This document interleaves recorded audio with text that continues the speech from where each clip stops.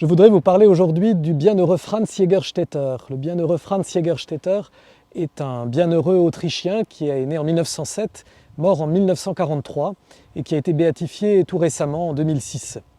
Franz Jägerstätter était un paysan tout simple, autrichien, qui évidemment, vous l'avez compris en entendant ses dates de naissance et de mort, a connu la période du nazisme.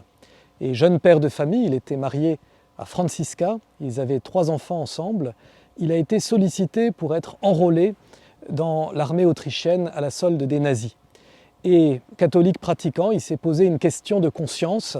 Est-ce que je peux suivre cette armée qui va me demander de commettre des actes qui iraient contre ma foi?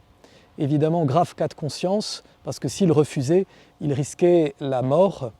Et il s'est posé cette question longuement, dois-je accepter d'être enrôlé ou non?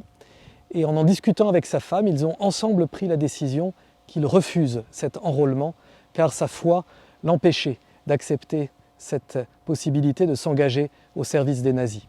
Évidemment, arriva ce qu'il prévoyait, il a été arrêté, torturé, assassiné, et il est mort.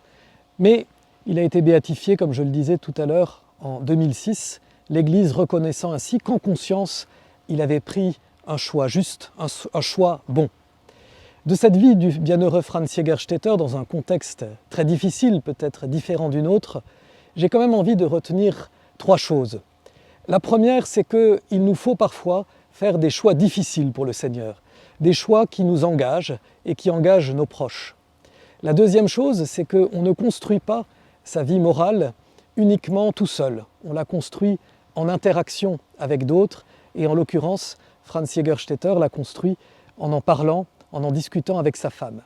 Et puis la troisième, c'est qu'au fond, ce qui l'a guidé, lui qui était un simple paysan autrichien, qui n'avait pas beaucoup étudié, c'était cette conscience qu'il a trouvée dans son cœur, qu'il avait nourrie par les sacrements, qu'il avait nourrie par l'écoute de la parole de Dieu, et qui était un guide très sûr pour lui, pour pouvoir trouver le bon chemin.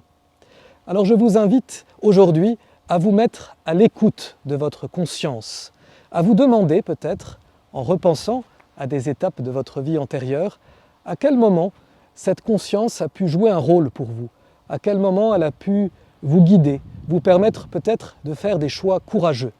Et en faisant mémoire de ces moments-là, de nourrir encore une fois votre conscience pour aujourd'hui, en vous disant mais comment est-ce qu'aujourd'hui je pourrais continuer à poser des choix courageux pour le Seigneur, et aussi à rendre grâce, parce que le Seigneur dépose en notre cœur cette flamme de sa présence qui jamais ne s'éteint, en nous et dans les autres pour être à son service.